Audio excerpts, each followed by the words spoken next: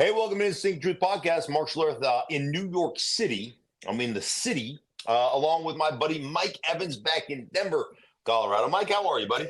I am good. Boy, what a whirlwind week. You want to give yourself a little bit of a plug here? I don't know. What am I plugging? What you're going to be doing all the TV work this week. Oh, well, I mean, yeah, okay. So I'm going to spend some time on FS1, talking with Nick Wright, kind of mixing it up, if you will. Yeah.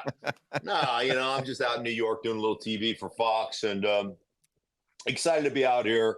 It's going to be fun. The funny thing, my wife is such a piece of work. God love her. I do.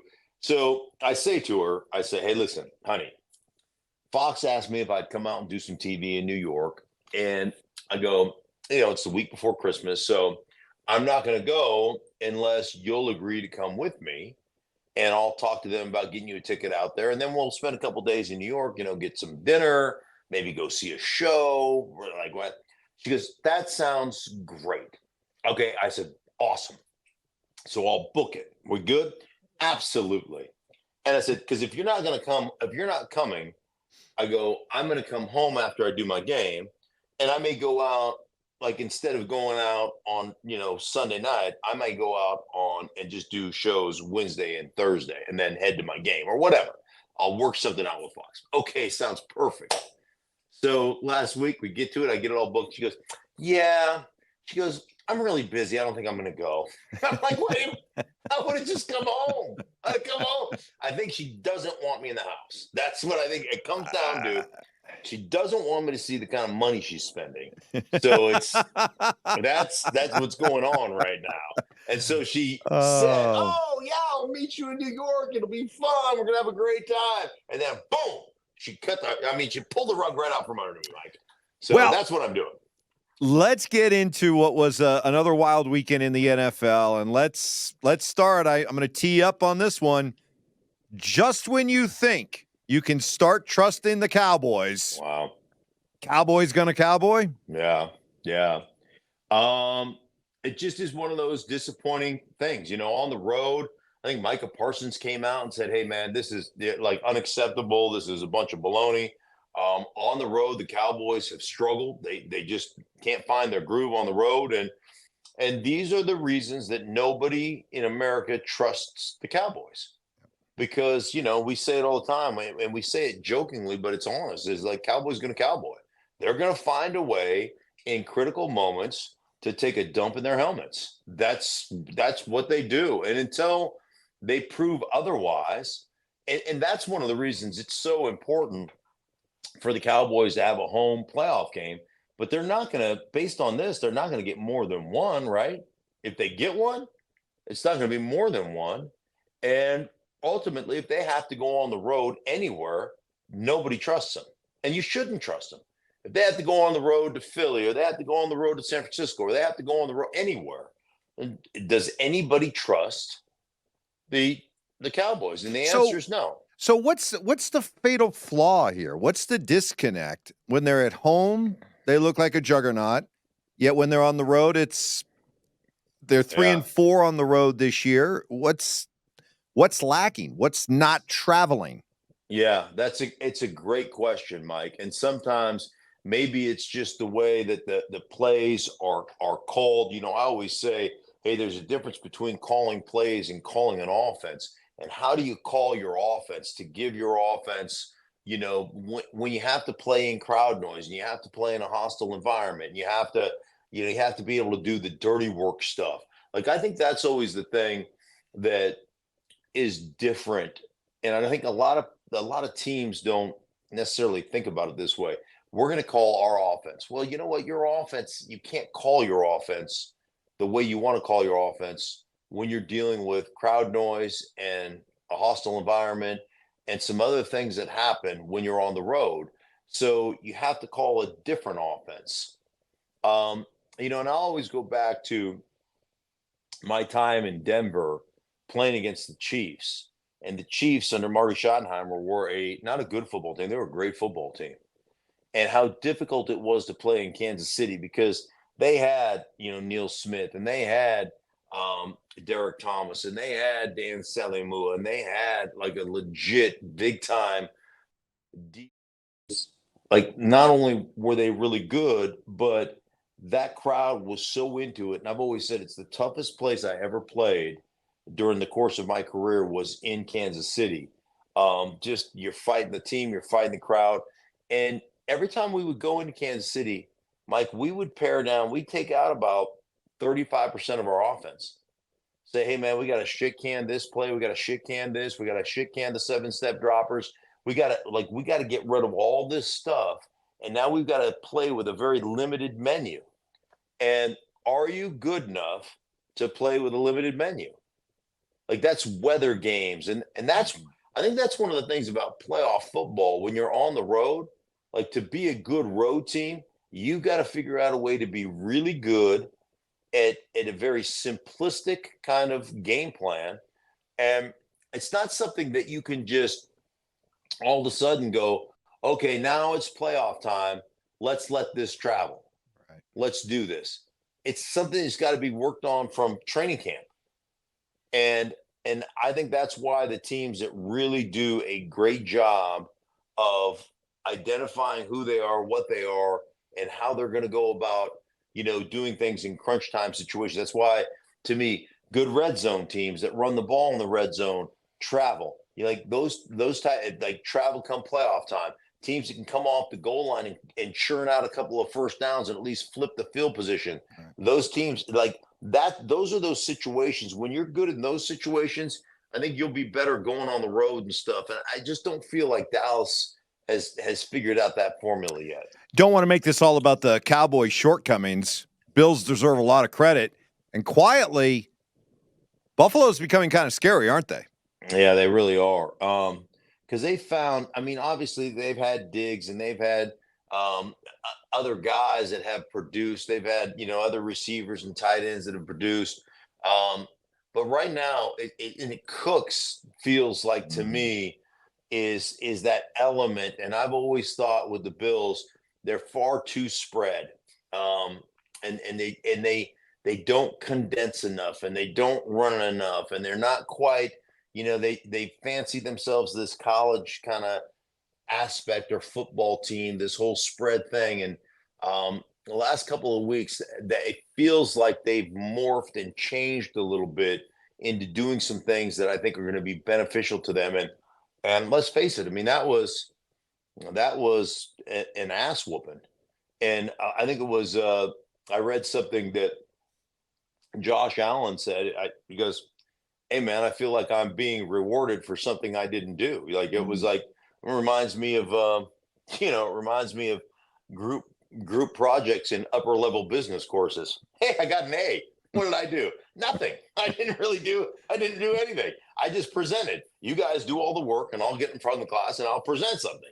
Here he goes. Hey, I got an A too. And he goes, that's how I felt, but that's how it should be. Like really good teams take that pressure off their quarterback. And let's face it, man, to me, that's one of the issues with the Buffalo Bills is they put the entire weight of their football team on the quarterback's shoulders. And like that to me is a recipe for losing in the long run, especially come playoff time. It's not great quarterbacks that win championships. It's great football teams. Great football teams with really good quarterbacks. Those guys are the ones that win championships. So does Kansas City maybe need to take a page out of the Bills playbook here and perhaps, what do you like to call simple up and smart down, or what is it called? Small up and simple down. Okay. Yeah. Small up and simple down. You think Buffalo's done that around Josh Allen after another uneven performance offensively for the Chiefs and Patrick Mahomes? Maybe they should. And I know this is a derogatory term for some, but do they need to turn Patrick Mahomes more into a game manager? I know that has become a very derogatory term in the National Football League, but I just don't believe it is. I believe that managing the game is part of that. And I believe taking the onus and some of the weight off that quarterback. It was in training camp, Sean Payton talked about hey, pulling your quarterback off the high dive so he doesn't have to stand there on the high dive the whole time. I've talked to many offense coordinators about breather plays, and I've talked to them about breather plays. Why do you have to put your quarterback under duress mentally the entirety of the game? Hey, man, you got to have some what we used to call like a tank play, meaning I'm going to call it and run it. I don't care what defense we get. We're running 19 handoff force, and we're just going to run it. And my quarterback doesn't have to think. He just turns around and hands the ball off. Like those things I think are important just to let your quarterback exhale for a minute, as opposed to, hey, what defense are they in? What's the leverage the cornerbacks are playing? What's the safeties? Where's the rotation of the safeties? Should I check into this or check into that? I get that the quarterbacks they feel like they're, like, oh, I'm running the show and all that stuff. But you do that for 4 straight quarters, man. I think it puts a lot of undue stress on the position. So I think there has to be, 15 or so plays that you just give the quarterback a break. Let's give you a break on this one. Let's just hand it off, and let's try to be more physical than the other football team. Watching San Francisco play offense and watching Brock Purdy navigate, orchestrate that offense, it looks like at times it's the easiest thing in the world. I know it's not, but he makes it, and that offense makes it look so easy at times. Yeah, I really think when, and I go back to the conversation we started with Dallas, it's the difference between calling plays and calling an offense. And I was looking before my game this weekend, and we'll do this in the Leftovers podcast coming down the pike here shortly as well. But I did Carolina Panthers and Atlanta Falcons, and I'm looking at just kind of some stats and things that I like to look at during the course of the week. And explosive plays on offense, I don't think there's anybody. I think San Francisco leads the league or led the league in explosive plays, 20-plus yard plays. And I think they were maybe number 1 in the league on 20-plus yard passes. And, analytics are so funny to me because, people will be like, oh, it's the, air yards per target and blah, blah, blah. And I promise you, and I haven't looked at, I don't have this stat, but I promise you, when it comes to air yards per target, San Francisco doesn't lead the league in their explosive plays on air yards per target. As a matter of fact, most of those throws are inside of 10 yards that go for 20-plus yards. Why? Because they're designed. Why? Because it's the way that the offensive coordinator, Kyle Shanahan, has called the offense. Why? It's because you threaten the defense so many times in a certain area that you get reaction when you show, that fake handoff, when you show that ball, when you flag it out there. The reaction is so hard, and they're so hell-bent on stopping whatever it is you've been running that all of a sudden there's a dude running scot-free, it's like, hey, I'm open and there's nobody within 40 yards of me. Like, hey, and he may be 6 yards away from the line of scrimmage, but there's nobody within 19 yards of him. And then those guys, whether it's Kittle, whether it's Deebo Samuel, whether it's Ayuk, whether it's Juszczyk, whether it's Christian McCaffrey, those dudes' catch and run ability is as good as it gets in this league.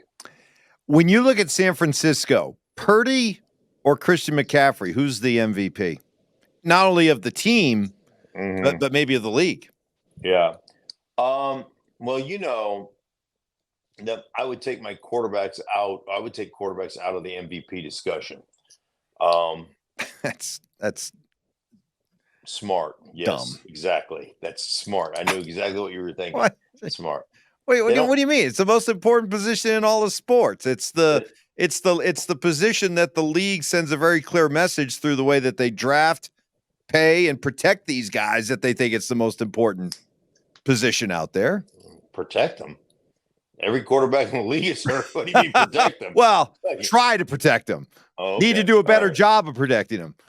Right. You do a better job of protecting them if you allow the football players to play football. So no, that's why. I mean, I think I think they're in their own category.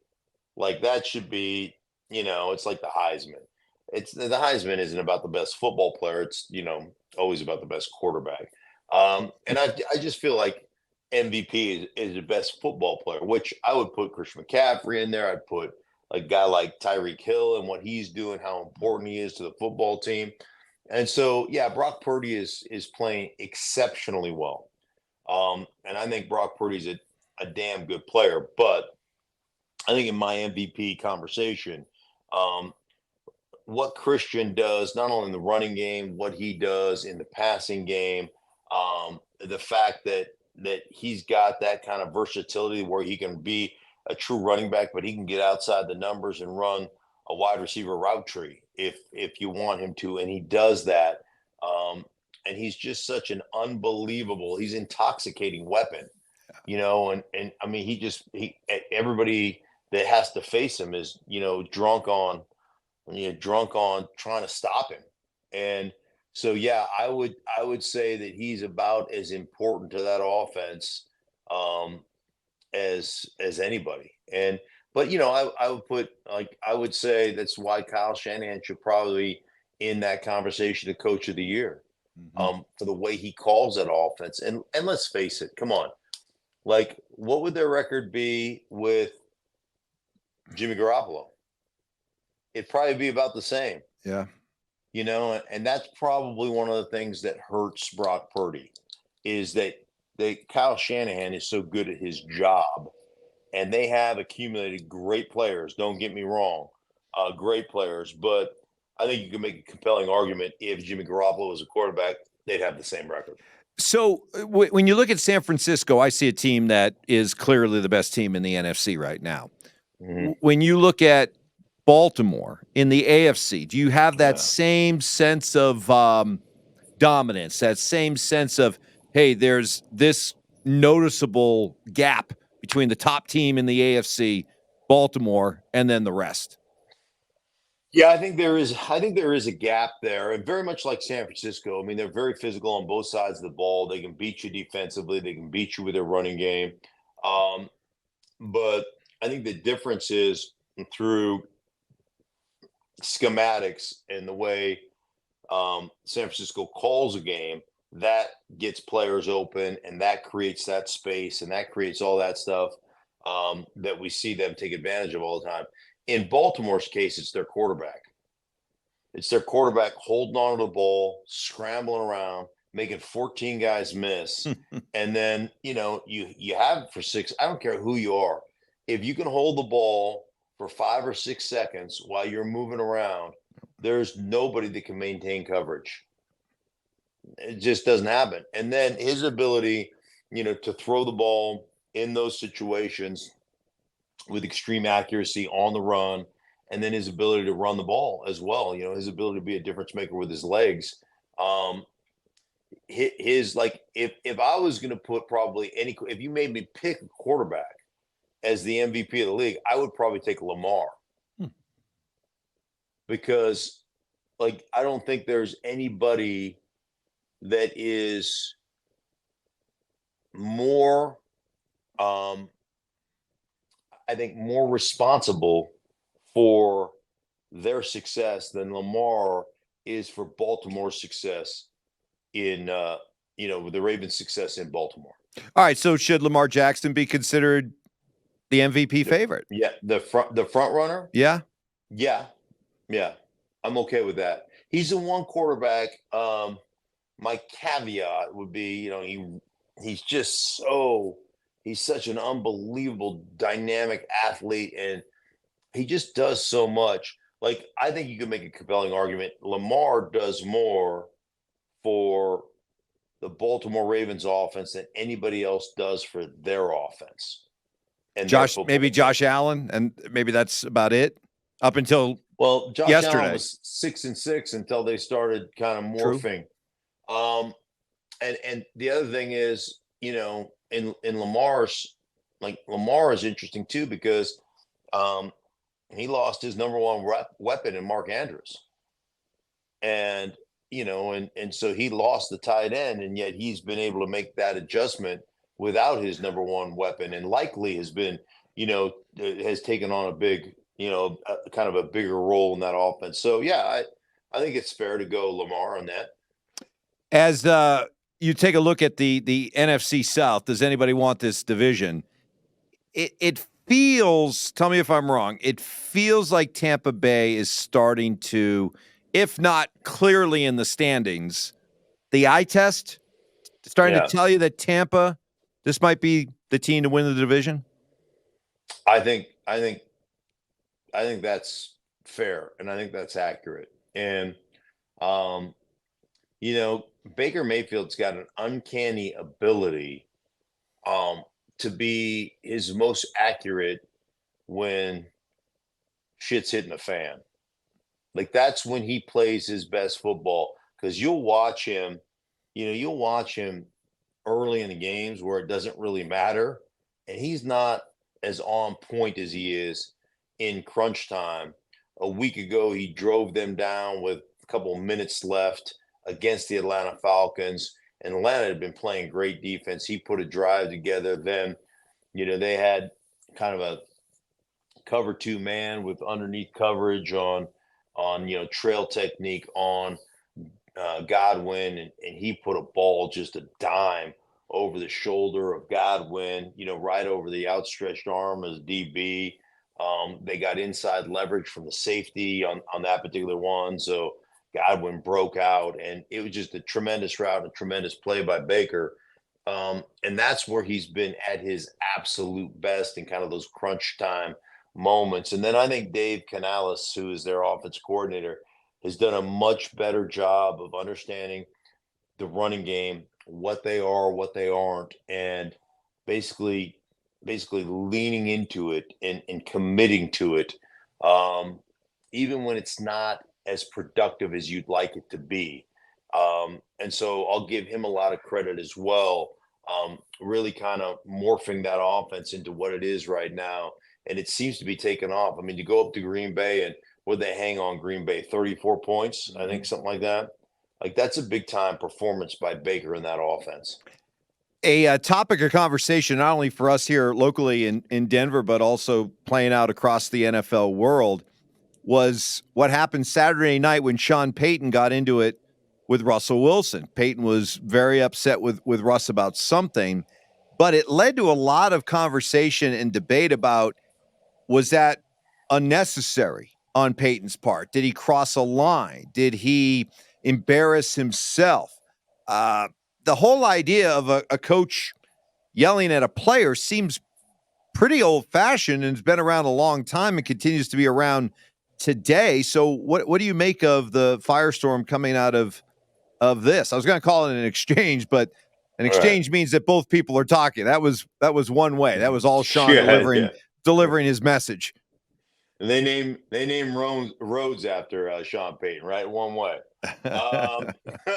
So listen, I don't have any problem with it whatsoever. I mean, you got to know your players, and I always tell this story about Mike Shanahan.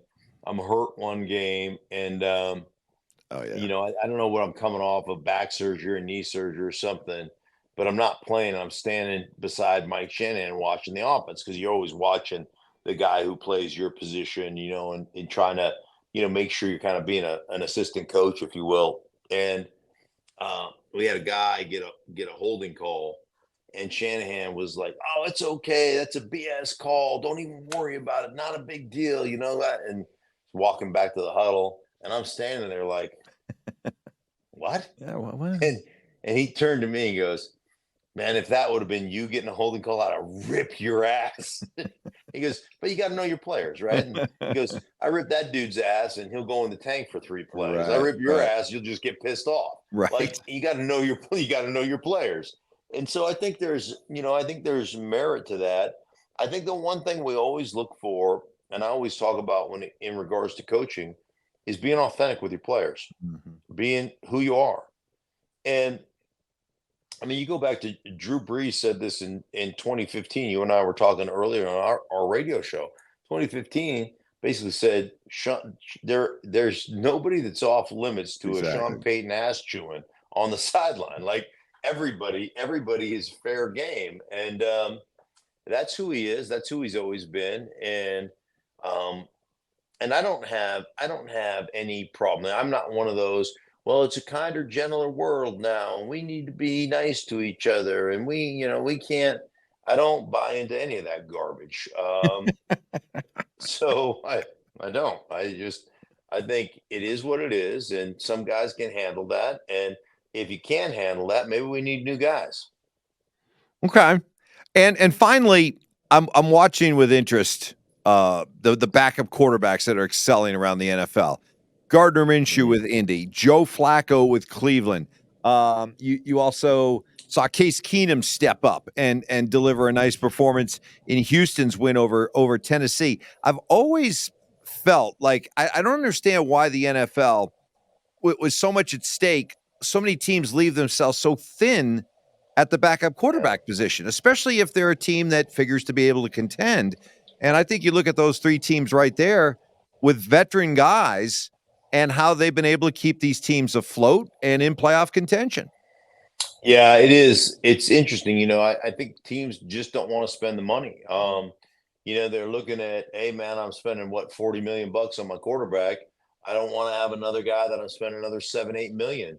I don't want to have that much money tied up in the cap on the quarterback position. So they go cheap there. And obviously it calls him. Now Joe Flacco was out on the street when Cleveland called and picked him up. So there were a bunch of other teams that could have picked up Joe Flacco. The Jets could have picked him up. Anybody could have picked him up.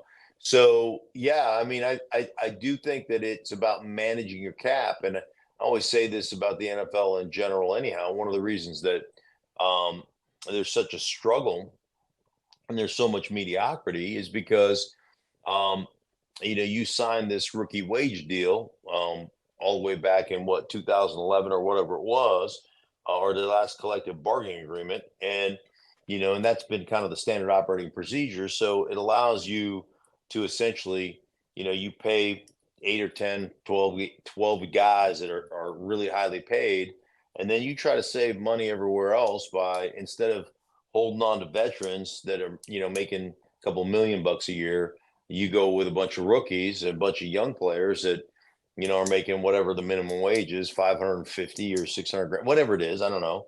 And ultimately those guys aren't ready or can't play. And so it's just a problem that the league has in general. And I think that's another way that teams try to save money and try to bolster their cap and or bolster their roster in other areas is overpay the other quarterback, and they try to keep a certain amount in that quarterback room. And I'm with you, man. Like, especially with the way the rules are and with less practice, it feels like more and more quarterbacks get hurt. And so the other thing about that is more and more teams play out of spread. More and more teams, spread their guys out and have their quarterback in shotgun. And it puts the worst athletes on the football field in the most precarious position, the offensive line. So, I mean, there's a lot of things that I see in today's game that just kind of make me shake my. I'd throw it back to 90s football. Like I'd throw it back to 80s and 90s football. And I bet you would just run roughshod through most of the league because they wouldn't be able to handle it. But you just beat the snot out of people. But that's me. And it's not, quote unquote sexy enough and all that kind of stuff. Well, I'm looking at you right now. You look sexy. Your hair's having a good hair day. You're ready to go for a little TV later on in the day on with Nick Wright on FS1. But we don't need to. I think we're out of time. I don't think we need to talk about our picks, do we? I don't think we have time. Oh yeah. We did make our picks last week, and I did mention that I felt like I was a 3-0. Like I was going to be 3-0, and you were going to be 1-2. I did think I gave you one. And what happened was I went 3-0 and you went 2-1. Wait a minute, I got this 2-1. Oh, I thought it was 1-2. You know, 1-2. You went 1-2. What? You went 1-2. Impossible. Yes. Impossible. You took Cincinnati minus 3.5. They won by 3. You took Indy minus 2.5, and you got that one. Yeah. And then you took Tennessee minus 2.5, and Tennessee lost. I took the Rams minus 7. They won by 8. Mm-hmm. I took Baltimore minus 3.5. Mm-hmm. They beat up the Jacksonville Jaguars. I took San Francisco minus 13.5, and they blew out the Arizona Cardinals. So that takes me to 26-15-1, and that takes you to 24-18. Oof. So what's that? 2.5 games behind you now? Yeah, 2.5 I think. games. Darn it. All right. Well, yeah, it's still plenty of pretty much time. insurmountable. Still plenty of time. Still plenty of time. There's only 3 weeks left. Plenty of time. And then we start over again in the playoffs, right? Fresh. Oh yeah. You'll get the regular season title. You get the regular season title. You already give it to me? You want to concede? Okay. No. I won the regular season title. You just conceded. No. Okay. No. All right. Hey, for everybody involved in the Stinkin Truth podcast, I'm the winner. He's the loser. Make sure you tune in. Thank you guys for subscribing. We appreciate it. Make sure you also tune into the Leftovers podcast, where I'll be talking about the scintillating game between the Carolina Panthers and the Atlanta Falcons that I called yesterday. It was a barn burner. I tell you. It's actually a pretty good game. Anyhow, for everybody involved in the Stinkin Truth podcast, for Mike, I am Mark. Thank you so much for listening. We'll be back with you later on.